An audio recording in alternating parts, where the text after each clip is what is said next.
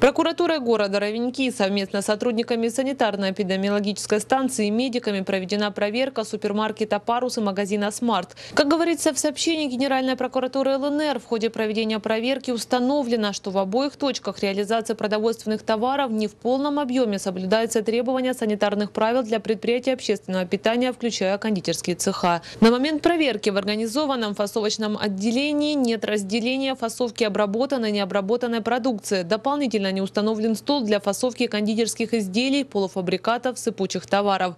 Хранение сахара весового фасованного в мешки не упорядочено. Допускается хранение на полу. В магазинах установлены факты реализации товаров, срок годности которых истек. Кроме того, имеющиеся в наличии сертификаты качества и накладные на реализуемую продукцию находятся в беспорядочном состоянии.